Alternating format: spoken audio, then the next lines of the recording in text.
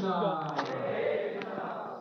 welcome all of you again हमारे Saturday programme में और आज हमारे साथ वापस फिर से आ गए हैं His Grace मोहन बाबू जी। जोरदार हरे कृष्ण महामंत्र से हम लोगों का स्वागत करेंगे फिर से कई महीनों के बाद।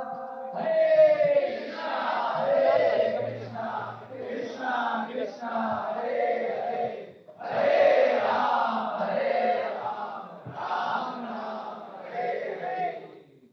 तो आज हम डिस्कस करेंगे चैप्टर नंबर 6 जो कि है ध्यान योग। तो हम ये शॉर्ट करेंगे थोड़ी से, तो आप सब लोग बिल्कुल साइलेंस बना के रखिए। और क्लास के बाद बहुत स्पेशल अनाउंसमेंट्स हैं, कल बहुत स्पेशल इवेंट है छतरपुर में, तो उस बारे में हम आपको बताएंगे। तो इसलिए आप क्लास के बाद भी यही थोड़ी देर बने रहिएगा। और साथ में कितने लोग नए हैं? आप लोग नए हैं, तो नए लोगों के लिए भी यहाँ पर न्यू प्रोग्राम न्यू पीपल, तो वो भी हम बताएंगे क्लास के बाद, ठीक है। और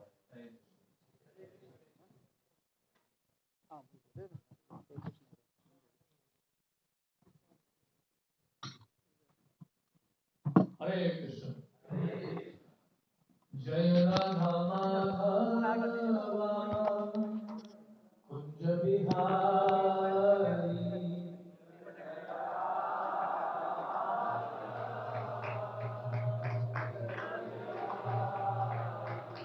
जय राधा माधव कुंज बिहारी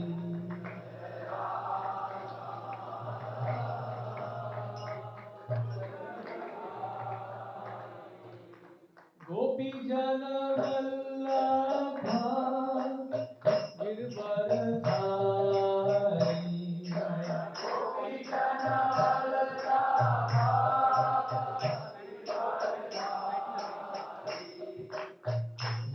यशोदानंदन व्रज गणरंजन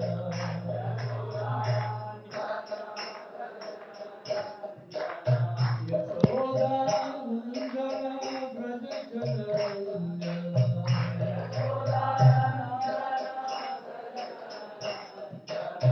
यमुना तीरावनचारी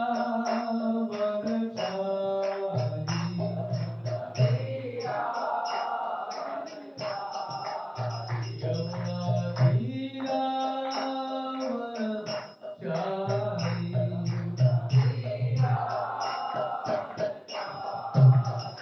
जय राधा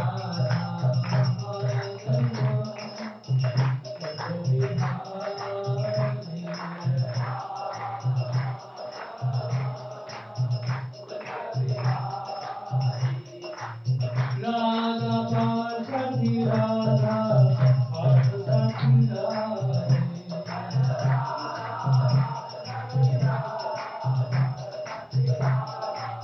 जय सीताराम हनुमान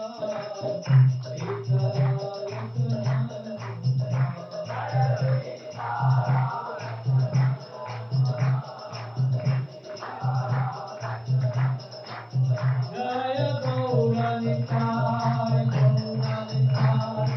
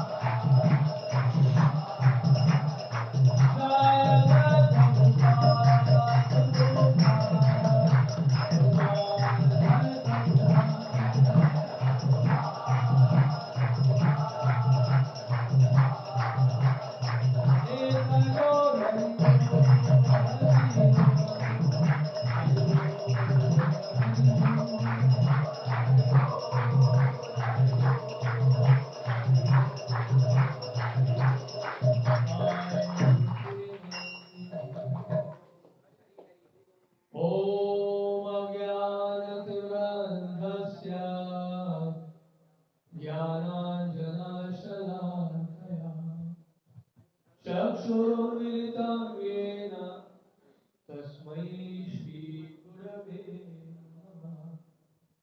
श्रीचैतन्यमनोभीष्टं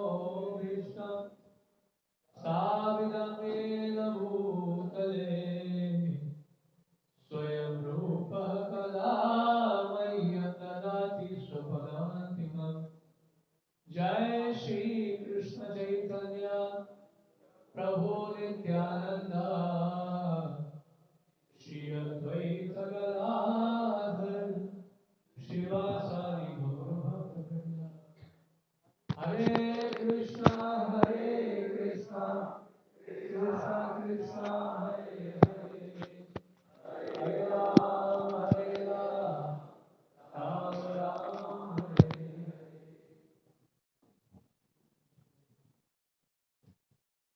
ओके, ये छठे अध्याय है। उस अध्याय का शीर्षक है ज्ञान योग।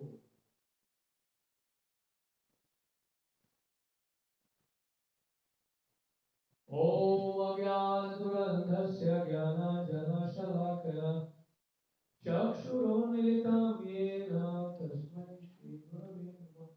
ये चैप्टर 6 है और टेक्स्ट 47 नंबर श्लोक है आपके पास। भगवद गीता नहीं?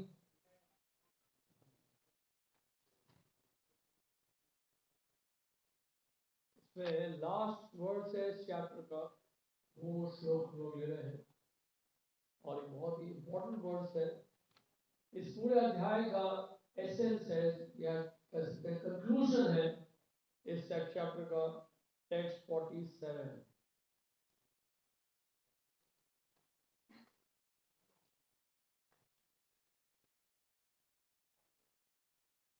तो श्लोक इस प्रकार से है, योगिनामपि सर्वेषां मद्गतेनान्तरात्मना श्रद्धावान् भजते यो मां समे युक्ततमो मतः।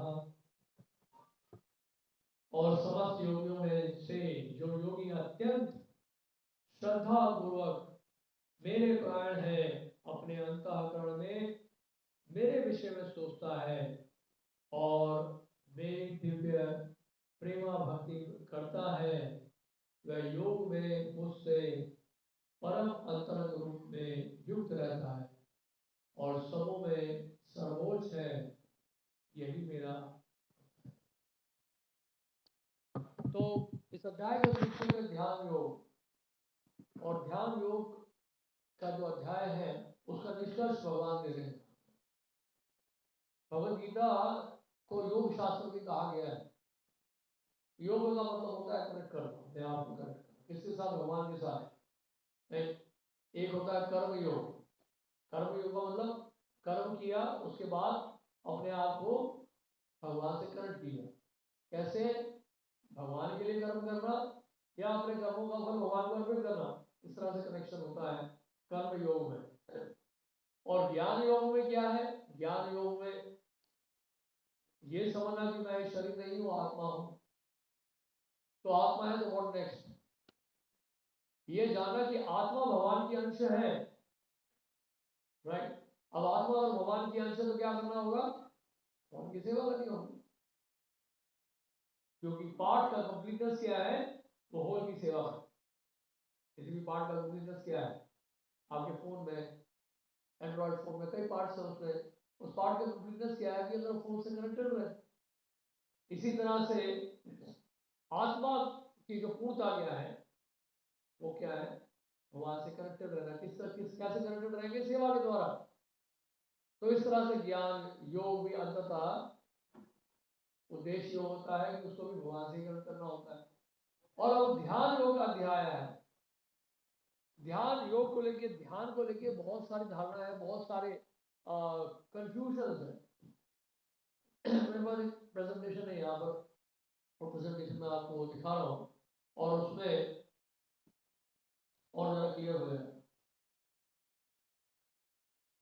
ये बेसिकली हमने सेमिनार दिया था, इसका टॉपिक था आर्ट ऑफ मेडिटेशन, कि ध्यान करने की कला क्या है। तो एक करके हम लोग उसको समझने का प्रयास करेंगे। What is meditation? मेडिटेशन का मतलब क्या है? Meditation can be defined as a set of techniques that are intended to encourage a heightened state of awareness and focused attention. Meditation is also a consciousness shaping technique shown to have many benefits on psychological well-being. ये तो basically एक intellectual understanding है meditation का। Meditation मतलब ध्यान लगाना। लेकिन अगला प्रश्न उठता है किस पे ध्यान लगाए, किस पे ध्यान, ध्यान लगाने का पर्पस क्या है, उद्देश्य क्या है, whom should we meditate upon, ये प्रश्न उठता है। should we meditate upon a black spot, should we meditate on light, should we meditate on candlelight, कई सारे आपको डिस्क्रिप्शन मिलेंगे अगर आप जाएंगे गूगल में। मेडिटेशन आप ब्लैक स्पॉट में करो, कैंडल लाइट में करो, लैम्प लाइट में करो, तरह तरह के जो है लोग बनाते हैं। स्टे हाई, इससे भी मेडिटेट कर सकते हैं लोग। टीवी में वर्ड चला था अमेरिका में 1965 में, तो वहां पे एक स्लोगन था स्टे हाई, स्टे हाई। तो उसी समय प्रभुपाद ने एक आर्टिकल लिखवाया था। उस आर्टिकल नाम प्रभुपाद ने नाम लिखा stay high for ever. Prabhupada ने क्या लिखा article, stay high for ever. ये तो स्टे हाई है, लेकिन कुछ समय के बाद नीचे आना पड़ेगा, हमेशा के ऊपर नहीं रह सकते। तो लेकिन स्टे हाई फॉर एवर का मतलब क्या है? स्टे हाई फॉर मतलब एवर का मतलब है जब आप अपने कॉन्शियसनेस को एलिवेट करते हैं, चेतना को आप क्या करते हैं, ऊपर उठाते हैं, और वो जो हाई है वो फिर नीचे कभी नहीं। चेतना एक बार अगर उठ गई वो नीचे नहीं आएगी फिर। और कैसे स्टे हाई फॉर क्या एवर कैसे हो सकता है? जब तक आपको हायर टेस्ट ही ना मिले। आप करेला खा रहे हो, मजबूरी है, क्या करें, भूख लगी है, उसे वो तो मिल रहा है, खिचड़ी है और करेले की सब्जी, क्योंकि अभी भूखे हो तो और कोई चारा नहीं है। चारा भी है लेकिन आपके लिए नहीं है, तो गाय के लिए है, और कोई चारा नहीं है मतलब there is no other alternative. तो आप कहें ठीक है खिचड़ी तो मिल रही है, भूखे रहने से तो अच्छा है खिचड़ी खा ले, करेला खा ले। लेकिन that is not the end. लेकिन जैसे आपके पास कुछ और पास में एक और प्लेट लगता है, जैसे पिज्जा है, पास्ता है, बर्गर है, और जलेबी भी है, कुल्फी भी है, तो नेचुरली आपकी नजरें जो है वो उस तरफ जाना शुरू हो जाएंगी। Your vision will change. तो कहने का मतलब है यहाँ हम क्या बताना चाह रहे हैं, तो जैसी हाई टेस्ट आपको मिलता है, लो टेस्ट हम अपने आप ही छोड़ देते हैं, छोड़ना नहीं पड़ता है, आपको अलग से उसको छोड़ना नहीं पड़ता। एग्जाम्पल एक और मैं देता हूँ, जैसे बच्चा है, बच्चा ब्लेड से खेल रहा है, माँ कहती है ब्लेड से मत खेलो, वो मानता नहीं, 2-3 बार बोलती है, नहीं मानता है बच्चा, अल्टीमेटली क्या करना पड़ता है, उसको बहुत लाइटली स्लैप करना। बच्चा क्या करता है, और ज्यादा हट करता है और रोने लगता है और एडमेंट हो जाता है, ऑस्ट्रेलेट हो जाता है। तो ये तरीका जो है इतना बहुत हाई क्लास नहीं है। बच्चे के हाथ में आप चॉकलेट भी पकड़ा दो, कैडबरीज, या फिर लॉलीपॉप पकड़ा दो, लॉसेजेस पकड़ा दो, या आज के जमाने में एंड्रॉइड फोन पकड़ा दो, स्मार्टफोन, तो वो बच्चा जो है रेट छोड़ देगा। मैं एग्जाम्पल समझने के लिए बता रहा हूँ। तो कहने का मतलब ये है, इस तरह से जब ऊंचे रस का आस्वादन होता है, when you are able to relish higher taste, तब जाके आप लोअर टेस्ट को छोड़ पाएंगे, अदरवाइज नहीं छोड़ पाएंगे। नहीं तो ये लत जो लग जाती है संसार में इस तरह की, वो नहीं छूटती है।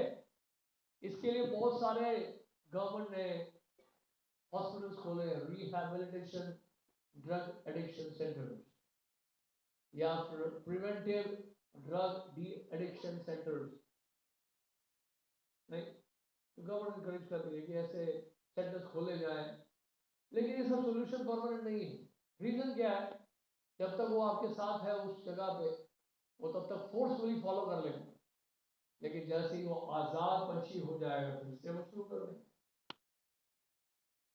लेकिन अगर हायर टेस्ट अगर रिलीज करता है तो वो एक्चुअली उसके लिए क्या होगा, हमेशा के लिए एक सोल्यूशन होगा कि वो उसको बड़ी आसानी से छोड़ पाए, अदरवाइज बड़ा मुश्किल है। तो मेडिटेशन की बात तो जब आएगी ना, जब उसमें कोई आपको हायर टेस्ट मिले, नहीं तो आप थोड़ी देर मेडिटेट करोगे और जैसे समय बीतेगा वापस घर के बुद्धू घर को आए, नहीं तो वापस लौट के वहीं आना पड़ेगा जहां मिले थे।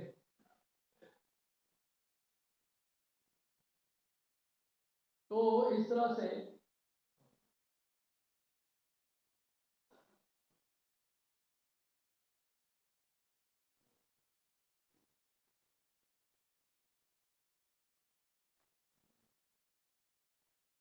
अब भगवत गीता में भगवान कृष्ण क्या कह रहे हैं, 7वें अध्याय में, प्रणवः सर्ववेदेषु,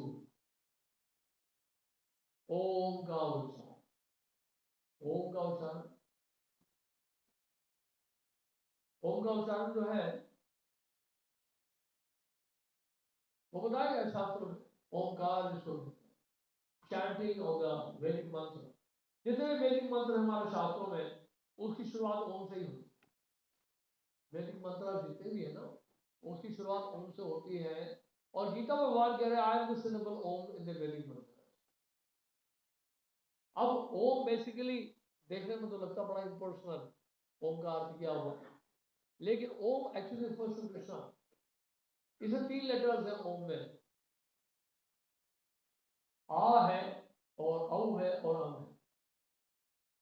तो हमारे उपनिषदों में शास्त्रों में बताया गया है, अ का मतलब है कृष्णा, औ का मतलब है भगवान की अपनी एनर्जी, इंटरनल एनर्जी यानी किरातनादि, और अम का मतलब है हम सब जीवात्मा। तो we are suppose to meditate on Krishna by chanting the Vedic mantra Om. इसलिए भगवान यहाँ क्या कह रहे हैं, I am the syllable Om in the Vedic mantra. तो गीता में बड़ा क्लियरली बताया गया है। और आप देखिए आगे,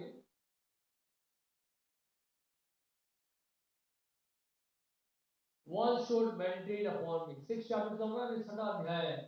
तो क्या बोल रहे हैं भगवान, क्या कह रहे हैं, अब बता रहे हैं ध्यान लगाने की, जो ध्यान योग बेसिकली अष्टांग योग जिसको कहते हैं, अष्टांग योग बेसिकली इसको हठ योग भी कहते हैं। It is not exactly directly भक्ति होगा, बट बेसिकली ये जो ध्यान योग का जो प्रोसेस है वो सत्युग के समय में होता था। उस समय जो इंसान की आयु होती थी 1 लाख वर्ष, अभी कलयुग में 100 साल कौन जीता है, 100 साल बताया गया कलयुग में, लेकिन 100 साल भी कौन जीता है कलयुग में, 50 साल में लोग बूढ़े हो जाते हैं। आज हम तो छोटी उम्र में बूढ़े हो रहे हैं। नहीं, हमारे यूथ प्रोग्राम में वहां बैनर लगा हुआ था, an old man in the garb of a youth. नहीं क्या लिखा, an old man in the garb of a youth. तो बहुत जल्दी वृद्ध हो जाते हैं आज के समय में लोग। तो 1 लाख साल तो दूर की बात है, लेकिन वो इस एज का नहीं है। सत्युग के समय में ध्यान योग की विधि थी, लोग जाते थे कहां पर, हिमालय में, पर्वत में, जंगलों में जाके हजारों हजारों सालों के लिए वहां क्या करते थे, ध्यान। और उसके बड़े कठोर नियम होते थे जो आज के समय में हम फॉलो नहीं कर सकते। भगवान कृष्ण ने अर्जुन को बताया ये जो प्रोसेस है गलत नहीं है, ध्यान योग का जो प्रोसेस है ऑथेंटिक है, जो भगवत गीता में दिया 6 चैप्टर में जो भगवान कृष्ण बोल रहे हैं ऑथेंटिक है, लेकिन इस एज के लिए अप्लीकेबल।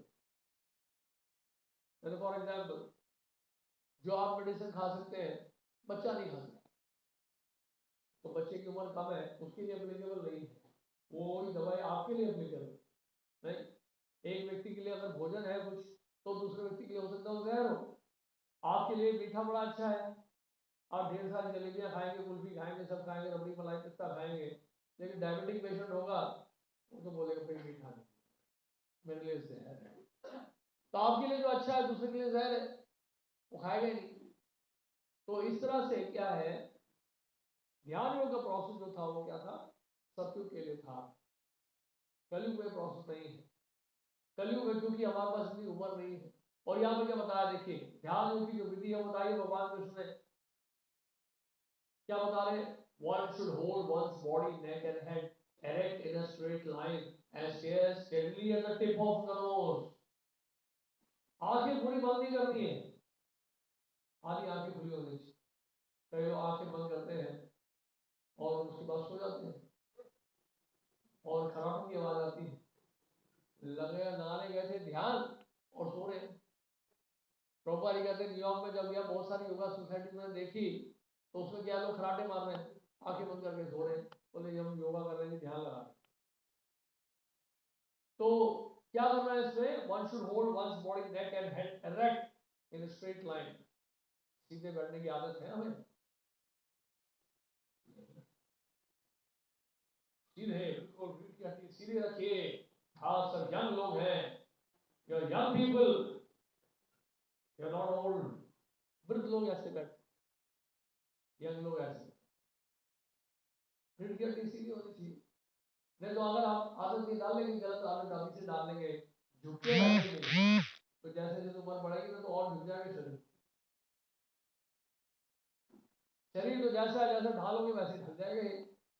तो इसलिए आदत डालनी, स्ट्रेट बैठने की आदत डालनी चाहिए, लेकिन बहुत ज्यादा आर्टिफिशियली नहीं, जैसे रिलैक्स मूड में। स्ट्रेस नहीं देना, बैक बोन को स्ट्रेस नहीं देना, स्पाइन को स्ट्रेस नहीं देना, बट ऐसे भी नहीं पूरा झुक जाएगा, कोशिश करें सीधा बैठे जितना हो सके।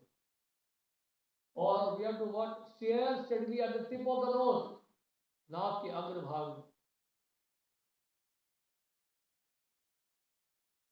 क्या करना है? स्टेयर करना। फिर क्या बता रहे? Thus, with an unagitated, subdued mind, devoid of fear, completely free from sex life, one should meditate upon me within the heart and make me the ultimate goal of. Possible नहीं, हालांकि ये भगवान इसमें भी बोल रहे हैं। देखिए, अगर ध्यान योग का प्रोसेस भी है तो उसमें भी भगवान ने क्या बोला है? मत चितो मत पराहा, यानी कि मुझ में ध्यान लगाए, मुझे ही अपने जीवन का लक्ष्य बनाए। भगवान ने क्लियरली बोली कि ध्यान अगर लगाना तो मुझ में ही लगाना है, लेकिन क्योंकि ध्यान योग की विधि है, प्रोसेस थोड़ा सा कड़क है, टफ है। Completely free from sex life,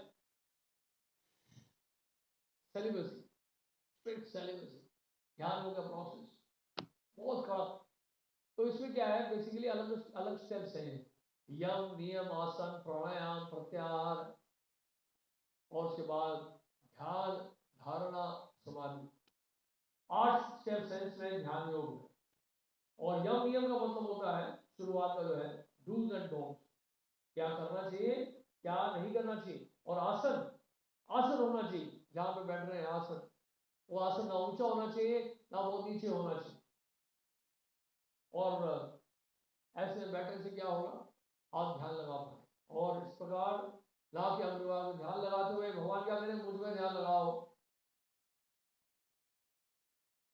One should meditate upon me, भगवान क्या कह रहे हैं? मुझ में ध्यान लगाओ।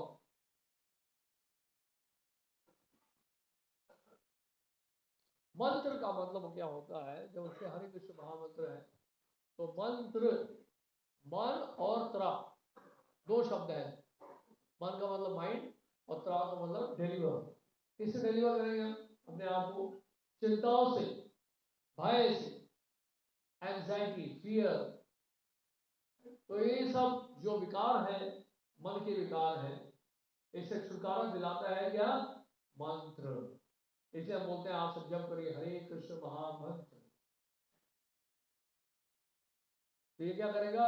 हमारे मन की सफाई करेगा। हमारे मन की सफाई मतलब हमारी चित्त की, हमारी चेतना की सफाई कर।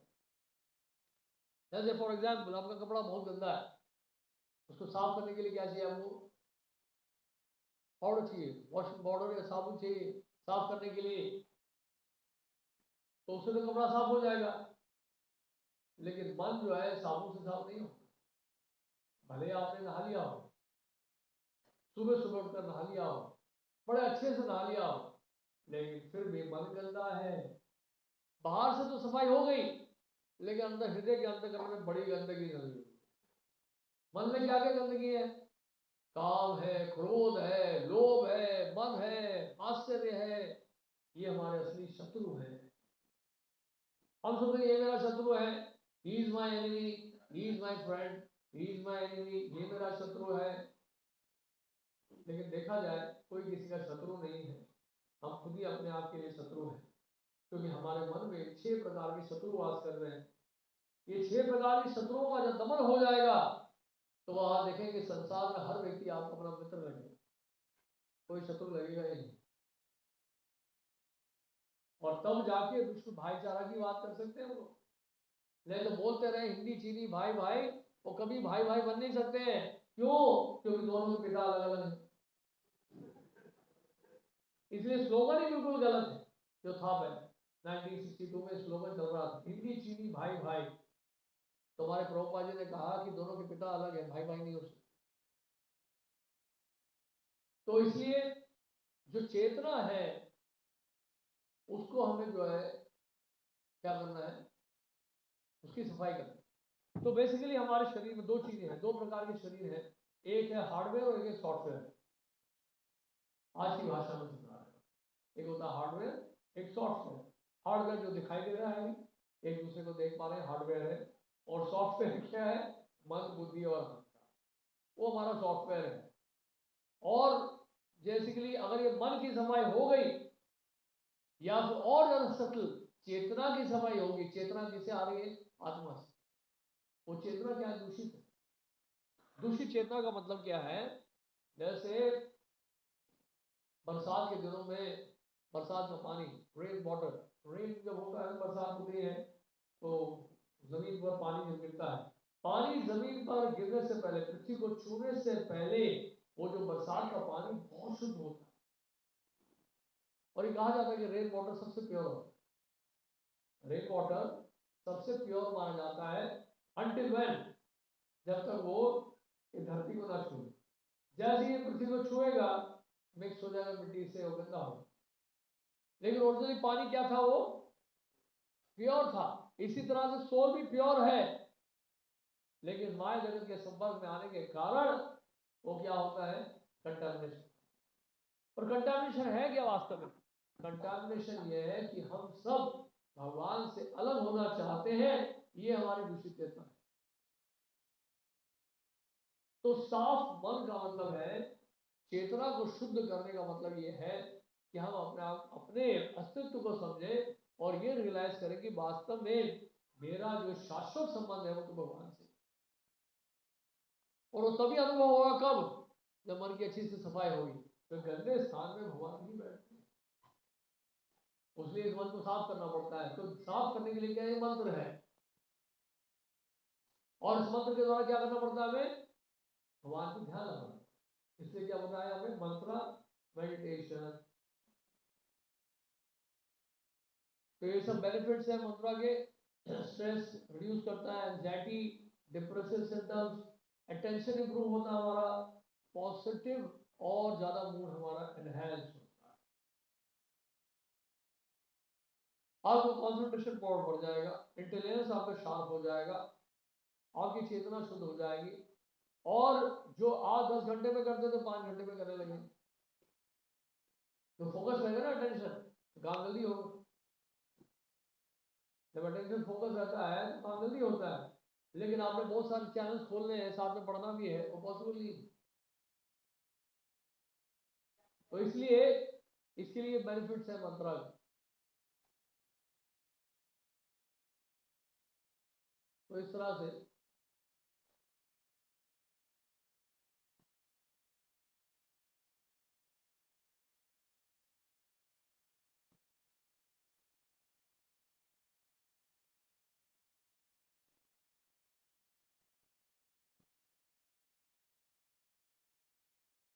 हरे कृष्ण कृष्ण कृष्ण हरे हरे, हरे राम राम राम। तो बेसिकली मेडिटेशन जो है किसी इम्पर्सनल एस्पेक्ट पे नहीं है, पर्सनल, पर्सन के ऊपर ध्यान लगाना। ध्यान एक व्यक्ति के ऊपर लगाया जाता है, ध्यान एक व्यक्ति के ऊपर लगाया जाता है। और भगवान कृष्ण कह रहे हैं कि मुझ में ध्यान रखो, इम्पर्सनल में नहीं, निराकार में नहीं, फॉर्मलेस में नहीं। इसलिए क्या है, हमारे मंदिरों में शिव विग्रह की स्थापना होती है ताकि आप आकर भगवान के ऊपर ध्यान रखें, भगवान के रूप का आप क्या कर सके, गुणगान कर सके। चरणों से लेकर भगवान के मुख का आप दर्शन कर रहे हैं, ध्यान लगाइए, चरणों का दर्शन करिए, चरणों से ऊपर धीरे धीरे ऊपर आइए, भगवान के मुख मंडल तक पहुंचिए, कितना सुंदर श्रृंगार किया वो देखिए। और उस विग्रह का दर्शन करने के बाद उस विग्रह का स्मरण करिए कि आज मंदिर में हमने इस विग्रह का दर्शन किया था, कितने सुंदर वस्त्र बनाए गए, तो ये सब ध्यान में आता है। तो बेसिकली यहाँ पर ये जो अध्याय है ध्यान योग, यहाँ पे क्लियरली बता दिया है भगवान क्या बता रहे हैं यहाँ पर, योगी नाम अपनी सर्वेशा, सभी योगियों में, तो हमने बताया शुरू में कर्म योगी, ज्ञान योगी, फिर ये ध्यान योगी, इन सभी योगियों में जो योगी अत्यंत श्रद्धा पूर्वक मेरे प्राण है, अपने अंतःकरण में मेरे विषय में सोचता है और मेरी दिव्य प्रेमा भक्ति करता है, वह जो में मुझसे परम अंतरंग रूप से युक्त रहता है और सबों में सर्वोच्च है, यही मेरा भक्त। तो भगवान बता रहे कौन सर्वश्रेष्ठ है, जो मेरी भक्ति कर रहा है। भक्ति योग, भक्ति योग जो है यानी योगी वो सर्वश्रेष्ठ। बिल्कुल वैसे ही है जैसे समझ लीजिए एक बिल्डिंग में 100 फ्लोर्स है, सीढ़ियों से चढ़े वो भी एक रास्ता है, और लिफ्ट से चढ़े वो भी रास्ता है। तो लिफ्ट से जो जा रहे हैं वो क्या कर रहे हैं, वो भक्ति योग का प्रोसेस होता है, और जो सीढ़ियों का रास्ता अपना रहे हैं वो भी पहुंच जाएंगे ऊपर, लेकिन वो धीरे धीरे पहुंचेंगे। कर्म योग, फिर ज्ञान योग, फिर ध्यान योग, धीरे धीरे आगे बढ़ रहे हैं वो। लेकिन भक्ति योग का प्रोसेस है कि आप उसको डायरेक्टली एक्सेप्ट कर सकते हैं, आप उस सीढ़ियों से नहीं चढ़ना है, सीधा लिफ्ट में बैठ जाओ। और ध्यान लगाने के लिए आपको कोई ऐसा नहीं है कि आपको जो है नाक को प्रेस करना है इधर से इधर से, वो सब नहीं करना। आप खूब प्रसाद पाइए, भगवान के सामने नाचिए, भगवान का दर्शन करिए, कीर्तन करिए, ऑटोमेटिकली आपका फोकस बढ़ जाए। इसी को मेडिटेशन कहते हैं। मेडिटेशन कितना सिंपल है, देखिए अकेले बैठ के महामंत्र का जप करते हैं वो भी मेडिटेशन है, लेकिन उसका पावर बढ़ जाता है जब सब लोग मिलके जप करते हैं।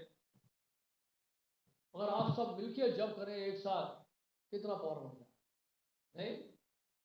बोलिए एक साथ, बोलिए हरे कृष्णा हरे कृष्णा कृष्णा कृष्णा हरे हरे हरे राम राम राम हरे हरे। ये नाम में बहुत पावर है, तो इसको उच्चारण करें, इसका उच्चारण करें, और अगर साथ मिलके कर सकते हैं तो उसका पावर बढ़ जाए, उसको संकीर्तन।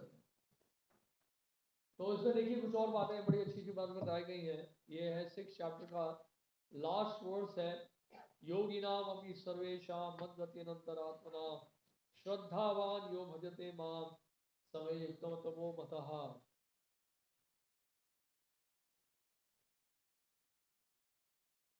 तो यहाँ क्या बता रहे हैं, the culmination of all kind of yoga practices lies in भक्ति yoga, all other yogas are meant but means to come to the point of bhakti in bhakti yoga, यानी कि कर्म योग के माध्यम से भी धीरे धीरे भक्ति योग तक ही पहुंचना है, क्योंकि जब तक भक्ति योग में नहीं पहुंचेंगे भगवान को प्रसन्न नहीं कर सकते पूरी तरह से, उस लेवल तक तो पहुंचना ही है।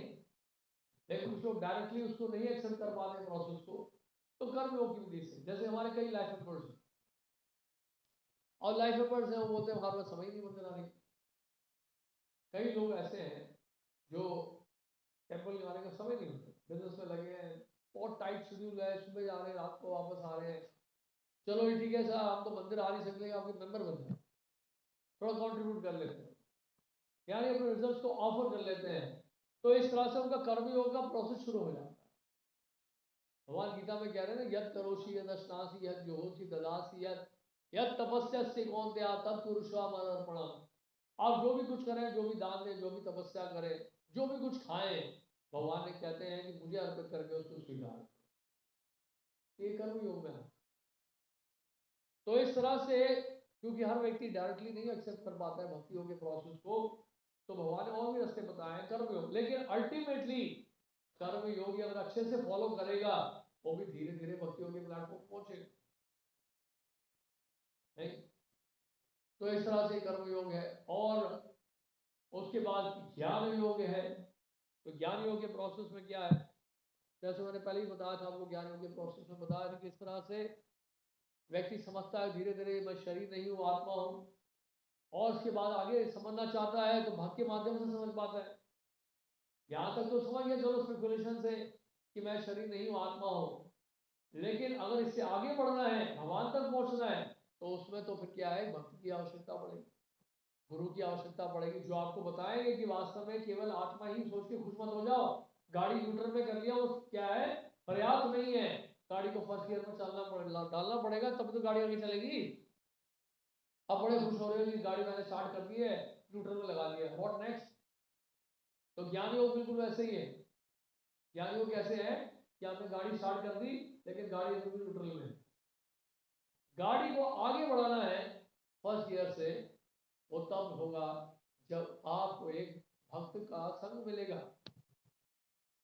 तो शुद्ध भक्तों की कृपा से या गुरु की कृपा से समझ पाते हैं कि वास्तव में इससे आगे का प्रोसेस ये है जानना, अगर मैं आत्मा हूं तो व्हाट इज द फंक्शन, आत्मा का अपना फंक्शन क्या है। तो आत्मा का फंक्शन ये है कि भगवान गीता में कह रहे हैं जितने भी जीवात्मा मेरे सनातन अंश हैं, अगर हम सनातन अंश हैं भगवान के, तो अंश होने के नाते हमारा कर्तव्य बनता है कि उनकी सेवा करें। नहीं, तो इस तरह से धीरे धीरे ज्ञान योग से वो आगे बढ़ता है भक्ति योग की तरफ। तो कर्म योग से कैसे आगे बढ़ते हैं ये बता दिया मैंने, ज्ञान योग से कैसे आगे बढ़ते हैं ये बता दिया मैंने। अब ध्यान योग इस अध्याय में यही बताया जा रहा है, छठे अध्याय में, कि किस तरह से ध्यान योग के द्वारा यम नियम आसन प्राणायाम प्रत्याहार ध्यान धारणा समाधि, उसमें भी भगवान कह रहे हैं कि ये सब कठोर नियमों का पालन करके आप ध्यान किसमें लगाओ, मुझमें लगाओ, फोकस अटेंशन अपना जो है मुझमें कर दो। भगवान कह रहे मत चिता मत पराहा। तो ऐसे करते करते वो ध्यान योगी धीरे धीरे क्या होगा, भक्ति योगी प्लेटफॉर्म। तो इस तरह से ध्यान योग हो गया और उसके बाद फिर भक्ति योग का प्लेटफॉर्म है। अब देखिए क्या लिख रहे हैं, yoga actually means bhakti yoga, from the beginning of karma yoga to the end of bhakti yoga is a long process of self realisation. जैसे पहले भी बताया था मैंने, karma yoga without fruitive results is the beginning of this path. When karma yoga increases in knowledge and renunciation, the stage is called jnana yoga. ठीक है, तो कर्म योग यानी कि जिसमें आप रिजल्ट ऑफर करते हैं भगवान को, तो कर्म योग हो गया। लेकिन कर्म योग जब उसमें ज्ञान की वृद्धि होती है और वैराग की वृद्धि होती है, तो ज्ञान योग के स्टेज में जो हो जाता है। और when ज्ञान योग increases in meditation of the super soul, तो ध्यान योग में बेसिकली जो ध्यान योगी होते हैं हृदय के अंतःकरण में परमात्मा के ऊपर ध्यान रखते, भगवान कृष्ण ही हमारे हृदय में परमात्मा के रूप में बैठे हैं। कहाँ बैठे हैं, where the heart is located। भगवान ने गीता बताए ईश्वर सर्वभूतानां हृदय देशे अर्जुन तिष्ठति। भगवान कह रहे हैं कि कहाँ पे है, परमात्मा किधर है, जहाँ आपका हृदय लोकेटेड है। अब आप सर्जरी करके मत देखो परमात्मा है या नहीं है, नहीं दिखाई देगी। परमात्मा को देखने के लिए हमारी चेतना शुद्ध होनी चाहिए, अशुद्ध चेतना से परमात्मा का दर्शन नहीं हो सकता। तो ध्यान का मतलब है ध्यान योग के प्रोसेस से धीरे धीरे समाधि की अवस्था में जब पहुंचता है ध्यान योगी, फाइनली परफेक्शन के स्टेज में पहुंचता है, क्या देखता है वो, हृदय के अंतःकरण में परमात्मा का दर्शन करता है वो सुपर सोल। तो इस तरह से आगे बढ़ते हैं और उसके बाद फिर and the mind is on him, the mind is on him, is called Ashtanga Yoga। तो उसको ये अष्टांग योग या ध्यान योग कहते हैं। And one surpasses Ashtanga Yoga and comes to the point of the supreme personality of God। अब परमात्मा के ऊपर ध्यान लगा रहे हैं, लेकिन धीरे धीरे धीरे शुद्ध भक्तों की कृपा से, मैंने बताया ना जैसे भक्तों की कृपा से, शुद्ध भक्तों की कृपा से वो ध्यान योगी जो है कहाँ पहुंच पाता है, अब भगवान तक पहुंचता है। राइट, भगवान जब सर्वत्र व्याप्त होते हैं तो परमात्मा के रूप में व्याप्त होते हैं। राइट, लेकिन भगवान का अपना स्वरूप भी है। जैसे फॉर एग्जाम्पल एक व्यक्ति जो है घर में किसी का पति है, भाई है, बेटा है, सब कुछ है, पिता है, लेकिन वही व्यक्ति जो है कोर्ट में जाके क्या बनता है, जज। तो जज का फंक्शन अलग है और घर में फंक्शन अलग है, लेकिन व्यक्ति क्या है, वही है। इसी तरह से भगवान जो है परमात्मा के रूप में हमारे सारे हृदय में वास कर रहे हैं, हम सबके हृदय में वास कर रहे हैं, बिल्कुल वैसे ही कि जैसे कि कोर्ट में जज। समझने के लिए बता, तो जिस तरह से जज जो है बेसिकली, जज जो है वो न्यूट्रल जजमेंट देता है। कैसे? साक्षी कथित भरता प्रभु साक्षी, यानी कि जज जो है बेसिकली ना पक्षपात कर रहा है किसी का, वो तो क्या कर रहा है, बेस्ड ऑन एविडेंसेस अपना जजमेंट देता। इसी तरह से परमात्मा जो है हमारे कार्यकलापों को देखकर, हमारे कर्मों को देखकर हमें फल देता है। दोष उनका नहीं है, दोष किसका है, हमारा है। दोष जज का नहीं है, दोष किसका है, जो एक्यूज, जिसने वो क्राइम किया है या अच्छा काम भी किया है, जिसने, दोनों हो सकता है, अच्छा किया हो बुरा किया हो। जज तो क्या करेगा, अच्छा किया हो तो रिवॉर्ड करेगा, नहीं अच्छा किया हो तो पनिशमेंट देगा। तो परमात्मा बिल्कुल वैसे ही हमारे हृदय में वास कर रहे हैं। तो ध्यान योगी जो है परमात्मा तक ही पहुंच पाते, उससे आगे नहीं बढ़ पाते। आगे कैसे बढ़ पाएंगे, जब उनका संपर्क, उनको संग प्राप्त होगा भगवान के भक्तों का, शुद्ध भक्तों का, जो बताएंगे केवल परमात्मा तक सीमित मत रहो, वो घर पे भी है और वो उनका वास्तविक स्वरूप है। वो तो परमात्मा के रूप में सब जगह वास कर रहे हैं, लेकिन उनका एक्चुअल जो अगर आप देखना चाहते हैं, अल्टीमेट जो फॉर्म है, अल्टीमेट जो डेस्टिनेशन है, वो भगवान में है, जो अपने धाम में रहते हैं, भगवान अपने धाम में रहते हैं। तो वहां तक पहुंचने के लिए क्या करना पड़ेगा, हमें भक्ति योग का अभ्यास करना। And one must surpass the strength when it comes to the point of the Supreme Personality, God Krishna. It's called Bhakti Yoga, the culmination. Bhakti Yoga is the ultimate goal. But to analyze Bhakti Yoga minutely, one has to understand this other yogas. So, one can attain to Bhakti through a gradual, very process, through karma, jnana, and yoga. If one is fortunate, he can come in contact with Krishna's pure devotee and directly take to Krishna consciousness. तो इस तरह से समझना है, gradually। अच्छा, इसमें क्या लिखा है, by hearing the Shastra, he learns to act in full faith, Shraddhavan, gradually progress to the point of Krishna entered his very existence, Antaratmana, and the devotee becomes Madgata, always absorbed in the thoughts of Krishna. तो इसलिए अंतरात्मा, मदगता अंतरात्मा, बहुत पूरी तरह से absorb है भगवान कृष्ण के चरणों में। तो क्या होता है, भगवान उसके जीवन में प्रवेश कर जाते हैं पूरी तरह। जब पूरी तरह से एब्जॉर्ब होते हैं भगवान की सेवा में, तो क्या होता है, आपके जीवन में कृष्ण प्रवेश कर जाते हैं, जैसे अर्जुन के जीवन में कृष्ण प्रवेश कर गए। इसलिए उनको ये चिंता नहीं है कि वो कृष्ण जो है शस्त्र उठाएंगे नहीं उठाएंगे, और वो इसी से संतुष्ट है कि कृष्ण उनके साथ रहे युद्ध में, बस उतना ही प्रयास, बाकी सब अपने आप हो जाएगा। तो इसको कहते हैं मदगतेन अंतरात्मा। तो बेसिकली मदगत अंतरात्मा का मतलब यही है कि एक भक्त जो है वो पूरी तरह से एब्जॉर्ब है, मदगता है, और अंतरात्मा मतलब है कि भगवान कृष्ण जो है उसके जीवन में, उसके एग्जिस्टेंस में पूरी तरह से प्रवेश कर चुके हैं। तो इस तरह से भक्त जो है भक्ति योग के प्रोसेस को फॉलो करता है। भक्ति योग का प्रोसेस का मतलब क्या है, भक्ति योग का प्रोसेस है हियरिंग, चैंटिंग, श्रवण कीर्तन, भगवान का स्मरण, पाद सेवनम, पाद सेवनम भगवान के चरणों की सेवा, भक्तों की सेवा, इसको पाद सेवन कहते हैं। अर्चना, भगवान की आरती करना, पूजा करना। वंदना, भगवान से प्रार्थना करना, भगवान के समक्ष खड़े होकर प्रार्थना करना, इसको कहते हैं वंदना। फिर है वंदनम, दास्यम, दास्य मतलब भगवान की आज्ञा का पालन करना। सख्यम, भगवान से मित्रता बनाना। आत्मनिवेदन, अपना जीवन में छावर कर देना भगवान की सेवा में। तो ये 9 प्रकार की जो है भक्ति का अंग है, 9 प्रकार के 64 वैसे 64 अंग है, लेकिन उसमें 9 अंग जो है ये सबसे महत्वपूर्ण। और 9 अंगों में 5 अंग और भी ज्यादा पावरफुल है। कौन कौन से? उसमें 5 नहीं, 9 अंगों में एक अंग जो है सबसे पावरफुल है, और वो कौन सा है? भगवान के नामों का। वो सबसे पावरफुल प्रोसेस है कलयुग का। ये धर्म है युग धर्म। कलयुग में जो युग धर्म है क्या है? भगवान के पवित्र नामों का उच्चारण। जैसे मैंने बताया ना, ध्याय तो क्या है? कृते ध्याय तो विष्णु। सतयुग में ध्यान योग की विधि थी, और त्रेता युग आया, त्रेतायाम यजतो मखई। त्रेता युग में फायर सेक्रीफाइस था, और द्वापर युग में द्वापरे परिश्रयायाम, यानी कि बड़े बड़े मंदिर हुआ करते थे, उसमें महंगी महंगी भेंटों को ऑफर किया जाता था। भगवान की सेवा इस तरह से होती थी।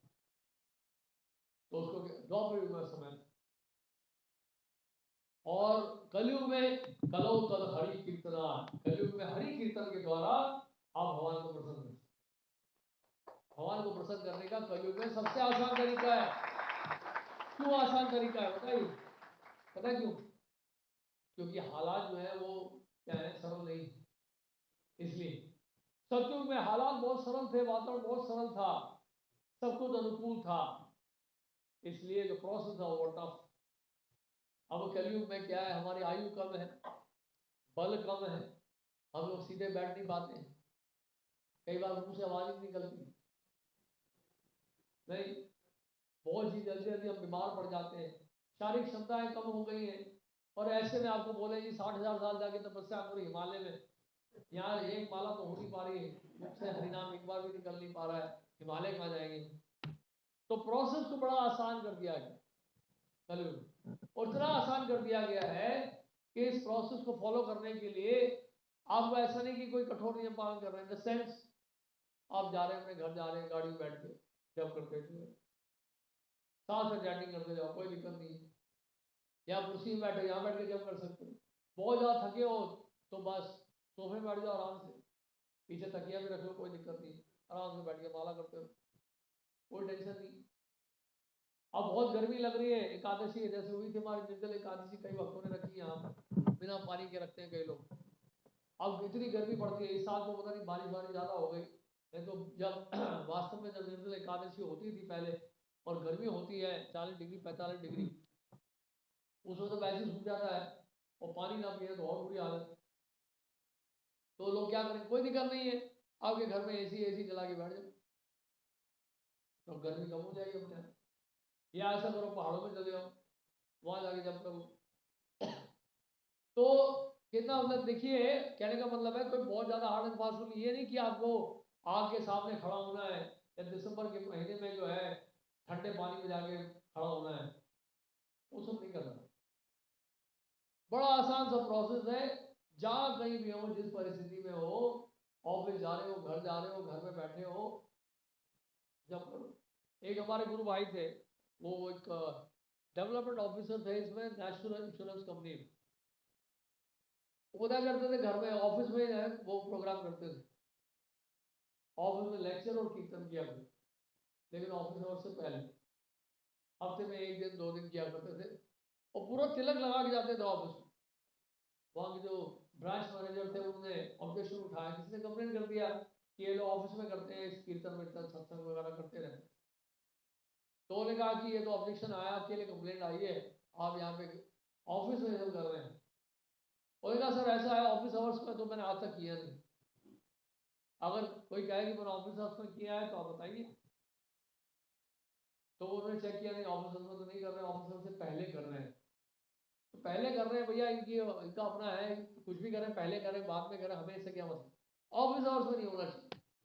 तो वो प्रोग्राम बंद नहीं, वो चलता रहा। देखिए अगर आपका डिटर्मिनेशन स्ट्रांग है तो दुनिया की कोई ताकत नहीं रोक सकती। हमने देखा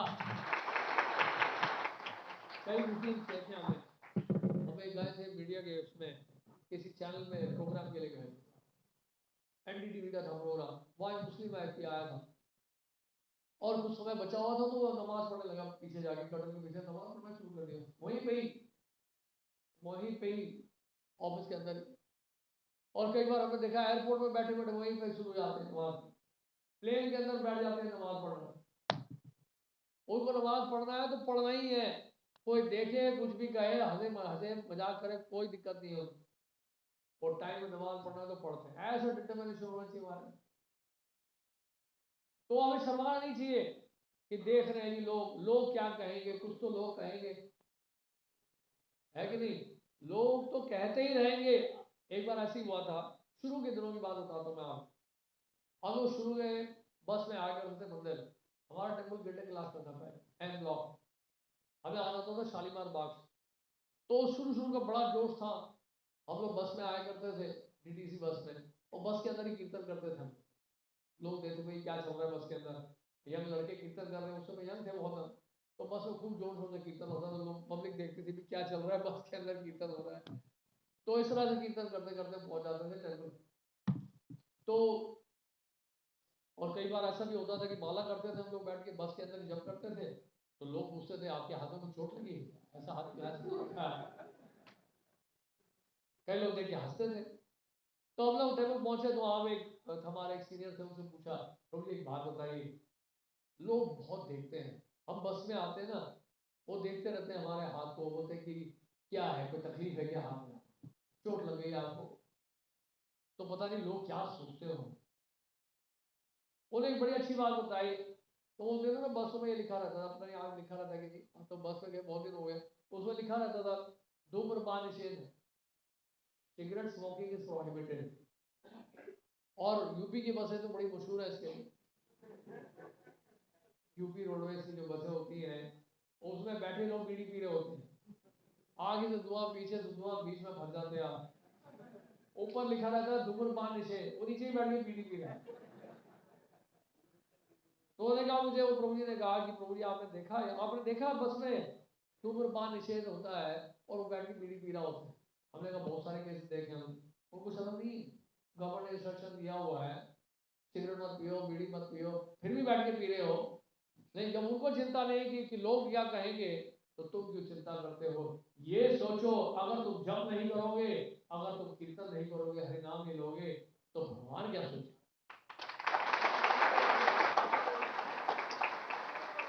तुम्हें उनको की चिंता हो रही है कि लोग क्या सोचेंगे? अरे लोग तो बोलते रहेंगे, नहीं आज वो आपकी तारीफ कर रहा है कल आपकी बुराई करेगा, जो आपकी बुराई कर रहा है कल आपकी तारीफ करेगा। लोगों का क्या है, हमें तो वो देखना है कि भगवान ने गीता में कहा। तो इस तरह का डिटर्मिनेशन होना चाहिए आप। फिर क्या है, सारा एक बार डर खत्म हो गया तो बस फिर तो आपको लोग देख देख के जो है भक्त बनने लग जाए। कॉन्फिडेंस डिटर्मिनेशन हमारे अंदर होना चाहिए कि जिस रास्ते में हम चले हैं वो रास्ता गलत नहीं है, वो रास्ता बिल्कुल सही है, क्योंकि हमें मार्गदर्शन इससे मिल रहा है, भगवान से मिल रहा है, भगवत गीता के माध्यम से। तो इसलिए बेसिकली क्या है, ये प्रोसेस है, ये भक्ति योग का प्रोसेस बहुत सिंपल है, कहने का मतलब ये है। और कोई अगर फैमिली है किसी की, कोई बोलता है भाई हमारी तो फैमिली है, हमारे आपको तो आप ये तो लड़के बिठा के रखे हैं अकेले, कल सबकी शादियां होंगी तब पता लगेगा इनको, जब जिम्मेदारी बढ़ जाएंगी तो तब पता लगेगा कितना हरे कृष्णा करते हैं। लेकिन हमारे तो कई गृहस्थ परिवार के भक्त हैं, गृहस्थ डिवोटीज हैं, और उनकी संख्या ज्यादा है। हम जैसे गिरवे वस्त्रों से तो बाहर के जो गृहस्थ भक्त हैं उनकी संख्या बहुत ज्यादा है, 99% वही है समझ लीजिए।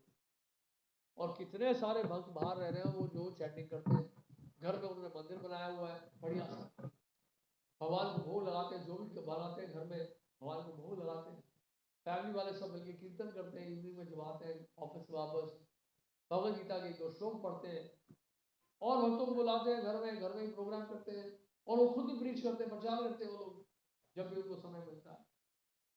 तो ये तो ऐसा प्रोसेस है कि इसका पालन जो है इसको कोई फॉलो कर सकता है, भले आप किसी भी जगह हो, किसी भी आश्रम में क्यों ना हो, भले आप गृहस्थ हो या हमारी तरह ब्रह्मचारी हो, किसी भी सिचुएशन में क्यों ना हो, बिजनेसमैन हो, स्टूडेंट हो, कुछ भी हो, हर कोई जो है इस भक्ति योग को फॉलो कर सकता है, इस प्रोसेस को, क्योंकि बड़ा सिंपल है, प्रैक्टिकल है ये।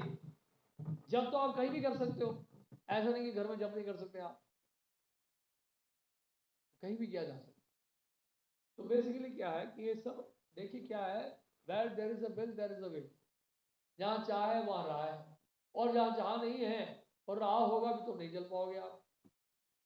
तो we have to be determined, और हमें कॉन्फिडेंट होना चाहिए किस पे, क्योंकि जो भगवान जो गीता में बोल रहे हैं उस बात पे हमें पूरा कॉन्फिडेंस है, तो कोई दिक्कत ही नहीं है कि नहीं। और हम क्या चीज आपकी रोक रहे हैं बताइए, हम ये कह रहे हैं भरपेट प्रसाद पाओ, इतना पाओ कि बस सब कुछ भूल जाओ। तो प्रसाद पाओ खूब, कीर्तन में डांस करने के लिए बोल रहे हैं, ये कौन सी तपस्या है भाई? तपस्या तो है ही नहीं इसमें, इसमें क्या तपस्या बताइए? आपके प्लेट में गुलाब जामुन डाले हैं हम, आपकी प्लेट शाही पर है, थोड़ी तपस्या करवानी, मैं केवल प्रसाद ही लेता हूँ। मैं कभी कोई ढाबे में नहीं जाता, कोई रेस्टोरेंट में नहीं जाता, मैंने सब छोड़ दिया, पिज्जा बर्गर सब छोड़ दिया बाहर का, मैं सिर्फ यही खाता हूँ। तो कौन सी तपस्या कर रहे हो? मुंह में तो गुलाब जामुन जा रहा है आपके, तो ऑस्टेरिटी तो है ही नहीं इसमें।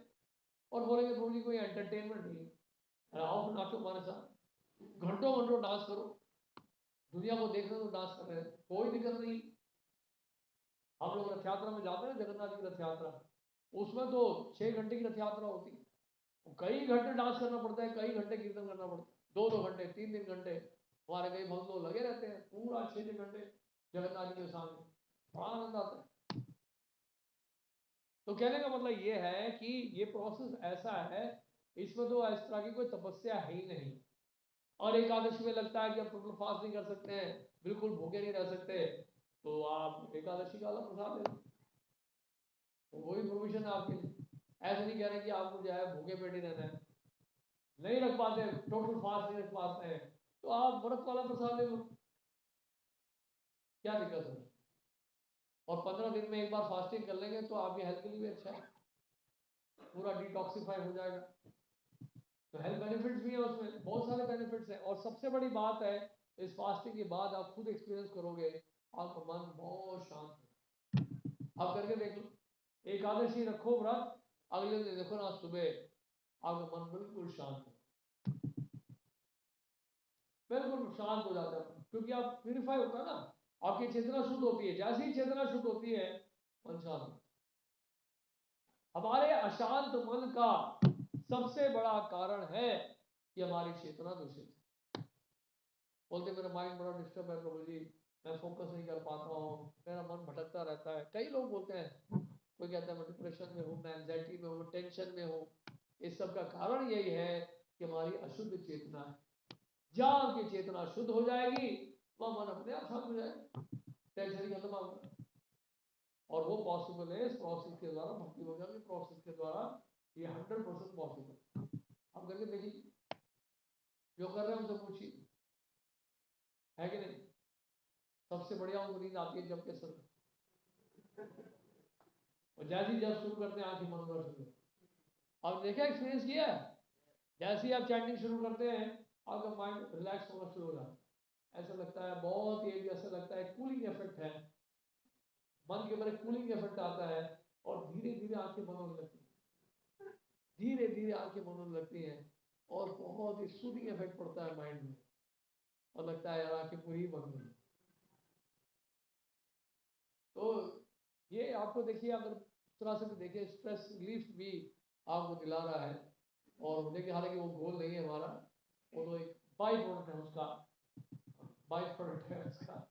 बेसिकली हमारा मेन गोल है कि चेतना हमारी शुद्ध हो, चित्त हमारा शुद्ध हो, पवित्र हो, और हमारा मन भगवान के चरणों में लग जाए, भगवान हमसे प्रसन्न हो जाए, उनके नामों का उच्चारण करके, तो आपका मनुष्य जीवन सफल है। यही है वास्तव में ध्यान लगाना। और ये भगवान श्लोक में यही बोल रहे हैं कि जो मेरा भजन कर रहा है, मुझ में ध्यान लगा रहा, मदगत है अंतरात्मना, पूरी तरह से जो एब्सॉर्ब है, मुझे मन लगाया हुआ जिसने, तो क्या है, उसके अंतःकरण में मैं वास करता, अंतरात्मा, तो वो सदैव भगवान का चिंतन करता है, तो फिर उसको कोई कष्ट ही नहीं, है कि नहीं? दुर्योधन को चिंता, अर्जुन को कोई चिंता नहीं। तो दुर्योधन की तरफ से भगवान कृष्ण नहीं लड़ रहे थे, किसी तरह से लड़ रहे थे, अर्जुन की तरफ लड़ नहीं रहे थे, लेकिन अर्जुन की तरफ है, और इसलिए अर्जुन शांत है, इतना युद्ध करने के बावजूद भी उनको भय नहीं है, क्योंकि उनको पता है कि भगवान मेरे साथ। उनकी वाणी ही बहुत है, शस्त्र ना उठाए चले, उनके शब्द ही वाणी से कम, शस्त्र शस्त्र से कम नहीं। वाणी से ही जो है युद्ध के ऊपर विजय प्राप्त हो जाएगी, शत्रुओं के ऊपर। तो इसलिए आप सब ये अध्याय को अच्छे से पढ़िएगा। ये तो हमने बेसिकली इस अध्याय का एसेंस बता दिया है, और बहुत सारी बातें इसमें भगवान बता रहे हैं इसी 6ठे अध्याय में। ये 6ठे अध्याय का 5वां या 6ठा श्लोक है। देखिए तुम्हें क्या कह रहे हैं।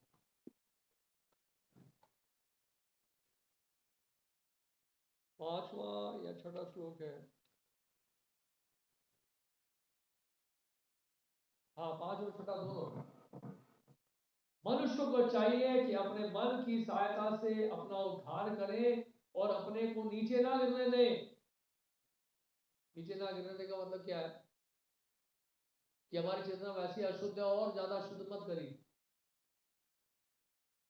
नहीं, ये मन बद्ध जीव का मित्र भी है और शत्रु भी है।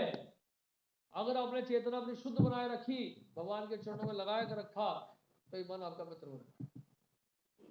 और जितना हम पाप कार्यों में लगेंगे, मन को भगवान से दूर रखेंगे, हमारा मन शत्रु बन जाएगा और हम और नीचे जाएंगे। नीचे जाने का मतलब है हमारा कॉन्शियसनेस, हमारी चेतना जो है वो डिग्रेड हो जाए। फिर हमारी चेतना में पशु की चेतना में कोई भेद नहीं होगा। तो वो बेसिकली क्या है, बहुत ही रिस्की है हमारे लिए। क्योंकि भगवान गीता में क्या कह रहे हैं, यम यम पापी स्मरण भावम त्यजते अंते कलेवरम तब तम एवेति कौन्तेय सदा तद्भावा भाविता। अंत काल में जिसका भी स्मरण कर रहे होंगे, जहां भी हमारा मन लगा होगा, उसी तरह का शरीर हमें मिलेगा। तो इसलिए मन को कभी डिग्रेड नहीं करना, एलिवेट करना। और अगले श्लोक में क्या बता रहे हैं, जिसने मन को जीत लिया है उसके लिए मन सर्वश्रेष्ठ मित्र है, किंतु जो ऐसा नहीं कर पाया उसके लिए मन सबसे बड़ा शत्रु बनेगा।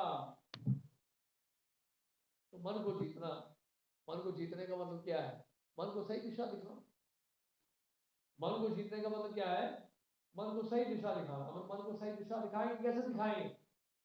सही दिशा दिखा सकते हैं गुरु साधु और शास्त्र के निर्देशन के अनुसार अगर हम चले, जिस तरह से अर्जुन चले। अर्जुन ने जो है सारी शिक्षा उपदेश किससे लिया? भगवान कृष्ण से लिया। भगवान कृष्ण की बुद्धि का उपयोग किया अर्जुन ने, इसलिए अर्जुन की बुद्धि परफेक्ट है। क्योंकि सारा इंटेलिजेंस का लग रहा है भगवान कृष्ण से, वो परफेक्ट है इंटेलिजेंस, उसमें कोई गलती कर ही नहीं सकते आप। तो intelligence has to be guided by superior authority. मन को एक क्या चाहिए? दिशा चाहिए, मार्गदर्शन चाहिए बुद्धि के द्वारा। और बुद्धि कहां से मिलेगी हमें? गुरु साधु और शास्त्र से। तब मन को सही दिशा मिलती है। तो इस तरह से क्या बताया गया है। और कई और बातें बताई गई इसमें, जिसमें यह भी बताया गया है कि किस तरह से हमें ध्यान रखना है अपने आहार और विहार का। भगवान यही बोल रहे हैं इस अध्याय में ही कि जो बहुत अधिक खाता है, जो बहुत अधिक सोता है,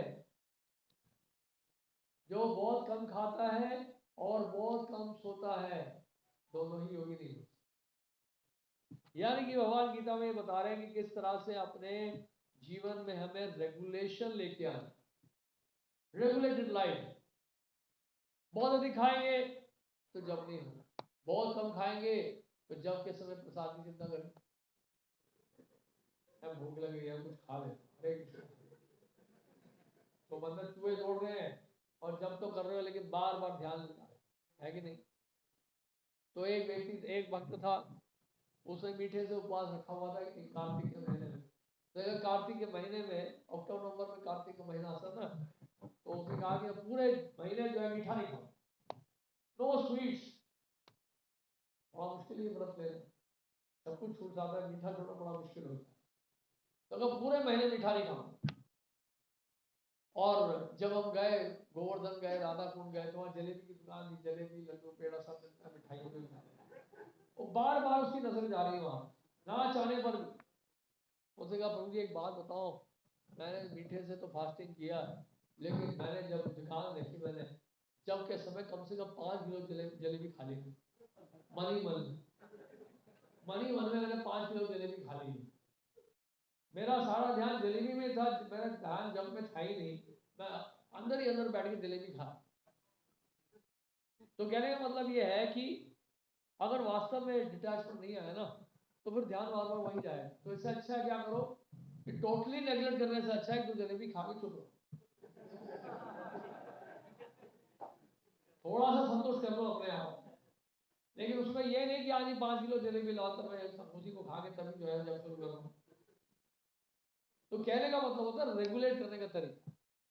जैसे फॉर शास्त्रों में जैसे लिखा है अमावस्या के दिन काली को बलि चढ़ाने से, पशु की बलि।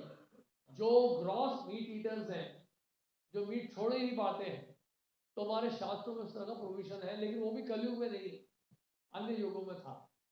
अन्य युग में इसलिए था कि जो ब्राह्मण थे वो बहुत पावरफुल थे।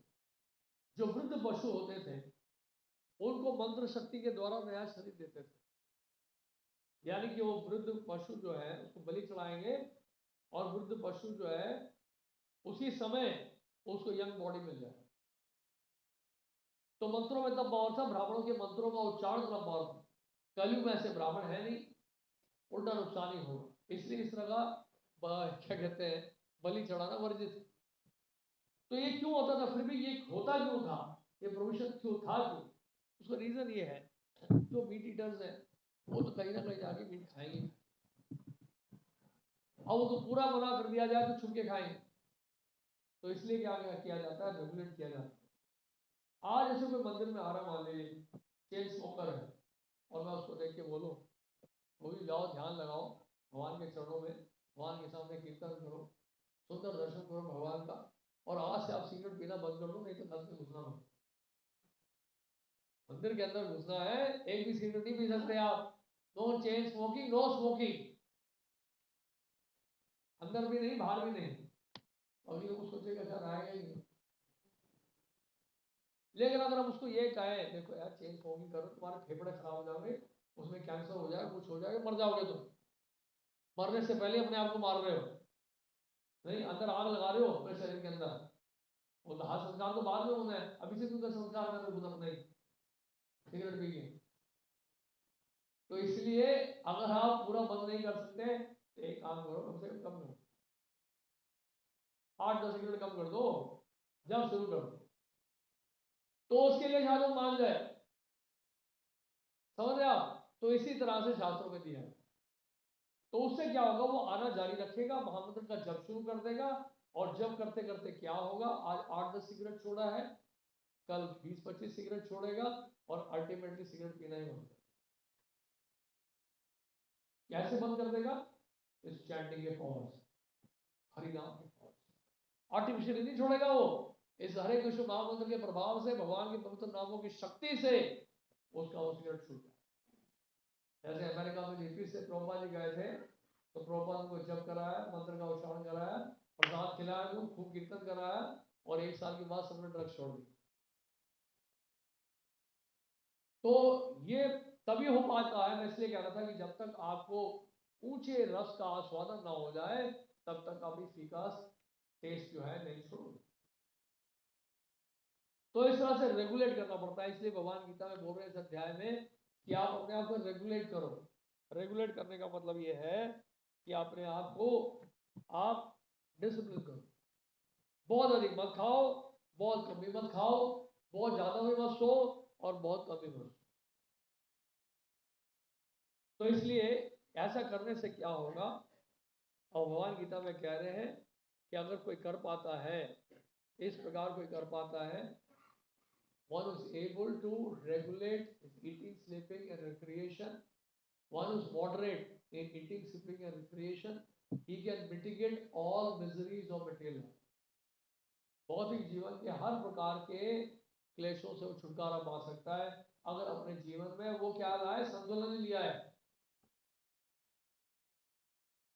तो वो तभी पॉसिबल होगा जब आप चैंटिंग शुरू करो, भगवान का प्रसाद लोगे, प्रसाद लेने पर खुद ही फैसला कर लोगे। फैसला क्या, एक बार प्रसाद हमने लेना शुरू कर दिया, आप देखोगे कहीं मन नहीं करेगा आपका खाने। आप बोलेंगे यार मैं लूंगा तो प्रसाद ही, मुझे नहीं खाना ढाबे में, मुझे नहीं आना रेस्टोरेंट में, आप जाओ।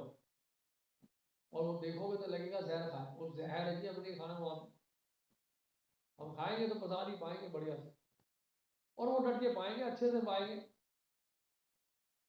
तो इस तरह से रेगुलेट करना पड़ता है, सेंसेस को क्या करना पड़ता है, इंद्रियों को रेगुलेट करना पड़ता है। रेगुलेट करते करते करते मन आपका स्थिर हो। लेकिन रेगुलेशन अगर नहीं है तो बड़ा मुश्किल है, फिर तो मुश्किल है, फिर ध्यान लगाना भी मुश्किल है। अगर मान लो रात को मैं 11 बजे इतना पा रहा हूँ कि सुबह अगर गलती से उठ भी गया और माला करने बैठ गए तो पता नहीं कितनी बार आप दंडवत करोगे। दंडवत का मतलब पता है, सो जाओगे। एक तो ड्राउजी फील करोगे आप, रात लेट नाइट जो है डिनर पचता भी नहीं है, डाइजेस्ट नहीं होता है। आयुर्वेद के अनुसार तो खैर आजकल तो सिचुएशन ही अलग है कि ऑफिस से लेट आ रहे हैं, राइट। रात को लोग लेट ही आ रहे हैं तो फिर कैसे खाएंगे वो, तो डिनर करते करते 9 बज जाते, 10 बज जाते। तो बट अगर देखा जाए, मेडिकली देखा जाए, it's very very difficult to digest. उस समय डाइजेशन बड़ा वीक होता था, फायर वीक हो जाता था। और आयुर्वेद तो कहता है कि सोने और खाने के बीच में 2 घंटे का होना चाहिए क्या। अगर आप 10 बजे सो रहे हैं तो 8 बजे ले चुके होने चाहिए, तब आप 10 बजे सो सकते। 2 घंटे का गैप, तो 2 घंटा लग जाएगा, पूरा डाइजेस्ट हो जाएगा अच्छे से, पेट खाली होगा तो सुबह उठने में आसानी होगी, सुबह फ्रेश फील करोगे। लेकिन अगर आप 9:30 बजे डिनर कर रहे हैं और 10 बजे सो गए, वो भी हैवी डिनर लेके, तो सुबह उठेंगे पूरा ड्राउजी फील करोगे, इतना ड्राउजी फील करोगे ऐसा लगेगा यार क्यों उठ गया गलती से। और जब भी कर रहे होगे तो माला लेके सो जाओगे। तो इस प्रकार बहुत सारी चीजें हैं। देखिए आपके हाथ में आपका लाइफ है, और उसको रेगुलेट करेंगे, डिसिप्लिन लाइफ होगा तो उसका आपसे आपका हेल्थ भी अच्छा रहेगा और आध्यात्म के मार्ग में भी आप अच्छे से चलते। अरे ओके, तो मैं भी विराम देता हूँ, तो एक आध प्रश्न है तो आप पूछ सकते हैं। देखिए मैं ये श्लोक पढ़ रहा हूँ यहाँ पे, जो मैं बता रहा था आपको, ये है 6 अध्याय का 16वां और 17वां श्लोक। हे अर्जुन, जो अधिक खाता है या बहुत कम खाता है, जो अधिक सोता है अथवा जो पर्याप्त नहीं सोता, उसे योगी बनने की कोई संभावना नहीं। अब एक बात बताइए, इसमें ये श्लोक में कहाँ ऐसा लग रहा है कि कोई धर्म की बात हो रही है? ये तो हेल्थ की डिस्कशन कर रहा है, हेल्थ की चर्चा कर रहा है। तो भगवत गीता बेसिकली एक साइंस है जो पूरे विश्व भर में एप्लीकेबल है, अमेरिका के लोगों के लिए भी एप्लीकेबल है। आप समझ रहे हैं, ये सबके लिए एप्लीकेबल है। भगवत गीता का साइंस जो है सबके लिए लागू होता है। और अगले श्लोक में क्या कह रहे हैं देखो, अगले श्लोक में भगवान कह रहे हैं जो खाने सोने आमोद प्रमोद, आमोद प्रमोद का मतलब रिक्रिएशन, जो खाने सोने आमोद प्रमोद तथा काम करने की आदतों में नियमित रहता है, वह योगाभ्यास द्वारा समस्त भौतिक क्लेशों को नष्ट कर सकता है। Regulated, one is moderate in eating, sleeping and recreation, he can mitigate all the miseries of material life. तो ये रेगुलेशन बड़ा चाहिए, तो रेगुलेट करेंगे तो आपका लाइफ जो है बड़ा ही इजी गोइंग हो जाएगा, हेल्थ ठीक रहेगा, आपका हेल्थ भी अच्छा रहेगा और स्पिरिचुअल प्रैक्टिसेस आप ठीक से करें। ठीक है, हरे कृष्णा प्रभु जी। हरे कृष्णा प्रभु जी, जैसे अभी आपने बताया कि लोगों ने वहाँ पे ड्रग्स वगैरह छोड़ दिए थे, और मैं भी अपना एक्सपीरियंस शेयर करना चाहता हूँ। मैं भी जब एस्कॉन से जुड़ा था आज से 1.5-2 महीने पहले, तो मैं भी लगभग चेन स्मोकिंग करता था, 150 थोड़ा भी डेली सिगरेट पीता था, लेकिन यहाँ आने से ऑटोमेटिक पता नहीं वो कैसे छूट गई। और प्रभु जी, मैं एक चीज और पूछना चाहता हूँ, जैसे कि अभी आपने बताया कि जो ध्यान लगाना तो लोग उसमें बताया श्लोक में कि सेक्स छोड़ना पड़ता है, सेक्स लाइफ छोड़नी पड़ती है। तो क्या जो भगवान ने सेक्स बनाया, जो हर एक जीव, जो जितने भी हर जितने भी वो है यहाँ पे पृथ्वी पे लोग सब करते हैं, तो ये पाप है क्या है, इसको छोड़ना क्यों है? भगवान ने गीता में बताया है कि कौन सा काम में, I am the sex according to religious principles, धर्म अवरुद्धो कामो अस्मि। इसका मतलब क्या है, भगवान ये नहीं कह रहे हैं कि टोटली सेक्स फ्री लाइफ आपको रहना पड़ेगा। जो रह सकते हैं तो बड़ी अच्छी बात है, जो नहीं रह सकते हैं उनको क्या करना पड़ेगा, it should be done according to religious principles. लेकिन कलयुग में बुरा न माने, आज के समय में रिलीजियस प्रिंसिपल्स के हिसाब से नहीं होगा। शास्त्रों की दृष्टि से देखेंगे तो बहुत हार्ड लगेगा, लेकिन फैक्ट तो है। तो बेसिकली सेक्स लाइफ अगर है भी फैमिली में हस्बैंड वाइफ के बीच, it is only for the procreation of children, not for any else, और कोई कारण नहीं होगा। संतान की उत्पत्ति के लिए ही केवल, और संतान की उत्पत्ति भी वैसे नहीं, क्यों संतान की उत्पत्ति वैसे कर दी, संस्कारों के साथ।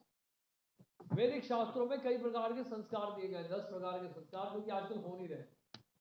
और ऐसा ना होने से ऐसा समाज जो है वो वर्णाश्रम से भर जाता है, वर्णाश्रम धर्म की स्थापना नहीं होती। भगवान ने गीता के पहले अध्याय में चर्चा की है।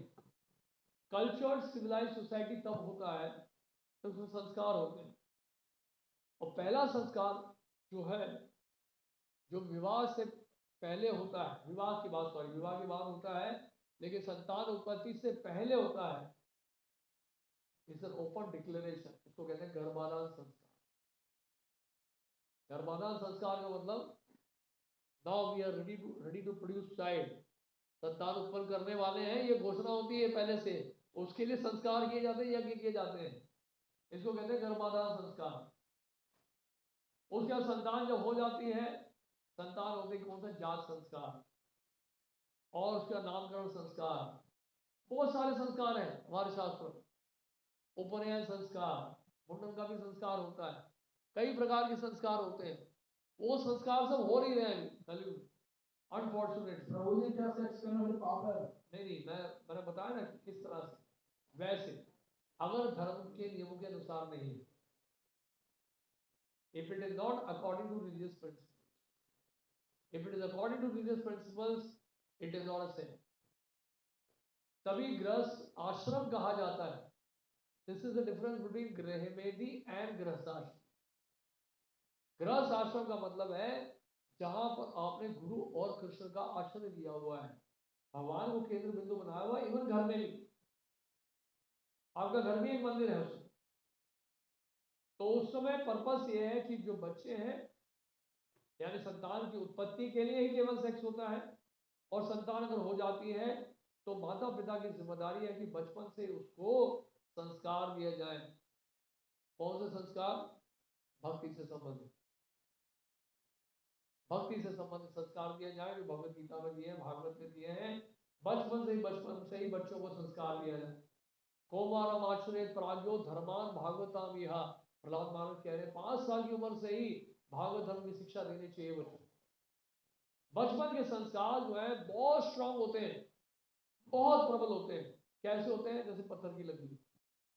बचपन में जिसने जो सीख लिया वो जीवन भर याद रहता है, कहीं ना कहीं वो संस्कार कहीं ना कहीं जागते हैं। तो इसलिए अगर जीवन बचपन में अगर भक्ति करना सिखा दिया, भगवान का दर्शन करना सिखा दिया, तो वो संस्कार ऐसे मजबूत होंगे। अगर बीच में वो भटक भी गया व्यक्ति तो कहीं ना कहीं वापस होता है, वो संस्कार इतने प्रबल होते। तो माता पिता की जिम्मेदारी होती है, शिक्षकों की जिम्मेदारी होती है स्कूल्स और कॉलेजेस में। कुछ नहीं हो रहा लेकिन, तो इसलिए हमारे शास्त्र जो है बड़े कड़क हैं कि आपको माता पिता बनने का, शिक्षक बनने का, गुरुजन बनने का, देवी देवता बनने का, या किसी का गार्डियन बनने का तभी अधिकार है अगर आप अपने स्वजनों को, आश्रित जनों को क्या जन्म मृत्यु जरा व्याधि के चक्र से बचा सको, भगवान की शरण में ले जा सको, तभी आपको ये सब बनने का अधिकार है, अन्यथा नहीं। क्योंकि it's a very very responsible position. अगर आपने जिम्मेदारी ली है तो आपकी जिम्मेदारी बनती है कि आपके जो डिपेंडेंट्स हैं उनको आप क्या करो, सही दिशा दिखाओ, जो कि भगवत गीता और श्रीमद् भागवत में, इन वैदिक शास्त्रों में दिया। बट अनफॉर्चुनेटली ऐसा कुछ हो ही रहा है, ना स्कूल्स में हो रहा है, ना कॉलेजेस में हो रहा है, ना पुराना माने हमारे घरों में हो रहा है। तो इसलिए बचपन में वो संस्कार जब मिलते नहीं है तो बच्चे पूरी तरह से बिगड़ जाते हैं, और इतने बिगड़ जाते हैं फिर उनको रिफॉर्म करना बड़ा मुश्किल हो जाता है। इसलिए उनका माइंड भी डिस्टर्ब रहता है, एंग्जाइटी में रहते हैं, टेंशन में रहते हैं, और वो ये फ्रस्ट्रेट हो जाते हैं। ये नहीं पता चलता कि उनका लक्ष्य क्या, मैं करूँ क्या लाइफ में, क्योंकि उनको इतने सारी चीजें दिखा दी जाती है लाइफ में, और इतनी आशाएं दिखा दी जाती हैं, पर अल्टीमेटली उनको लगता है कि क्या मैं वो केपेबल हूं करने के लिए कि नहीं।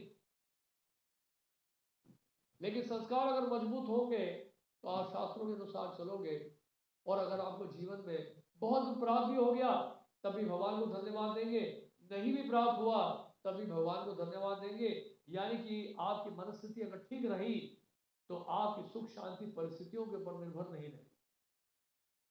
आज हमारी जो शांति है, आज हमारी जो सफलता है, आज जो हमारा सुख है, वो परिस्थितियों के ऊपर निर्भर है। परिस्थितियां जब तक ठीक हैं, खुशहाली छाई हुई है धन के कारण, स्टेटस के कारण, तो अपने आप को सफल मानते हैं, सुखी मानते हैं।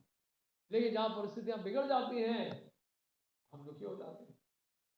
लेकिन जो भक्त होता है भगवान का, क्योंकि उसकी मनस्थिति ठीक है, उसे भगवान की शरण ली हुई है, और उसके जीवन में कष्ट भी आता है, वो भगवान को धन्यवाद देता है, बहुत को बिगड़ना था मेरे साथ, लेकिन ये तो भगवान की कृपा है कि वो बहुत कम हो गया। समुद्र का जो जल है वो तो बछड़े के खुर में समाये हुए जल के समान हो गया। और अगर बहुत कुछ मिल जाता है भगवत कृपा से, बहुत समृद्धि संपदा आ जाती है, तभी भगवान को धन्यवाद देता है, अरे मैं तो इस लायक नहीं था, ये तो छप्पर फाड़ के दे दिया भगवान ने।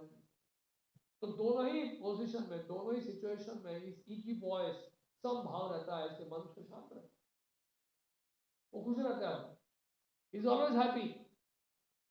तो मनस्थिति को ठीक रखना ये सबसे इंपॉर्टेंट फैक्टर है। ध्यान योग का जो चैप्टर है, इसमें सबसे इंपॉर्टेंट जो प्रिंसिपल वो ये है कि आप क्या इस ध्यान योग विधि के द्वारा अपने मन को सही दिशा दिखा पाए हो कि नहीं, मन को संयमित कर पाए हो कि नहीं।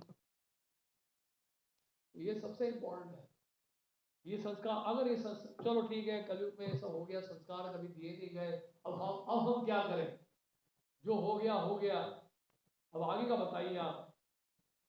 क्यों आप जो है क्या कहते हैं गड़े हुए मुर्दे क्यों उखाड़ रहे हैं, आगे की बात करिए। तो आगे की बात अगर हमें करनी है और संस्कार अगर नहीं भी है, इसलिए संस्कार अच्छे नहीं भी मिले हैं, तो सबसे उत्तम कोटि का संस्कार है ये भगवान के पवित्र नामों का उच्चारण। इस नाम का उच्चारण करिए, इससे बढ़कर कोई संस्कार नहीं। और इससे इसका उच्चारण करने से जितने भी बुरे संस्कार हमारे बने हुए हैं बचपन से आज तक, वो सबके सब खत्म हो।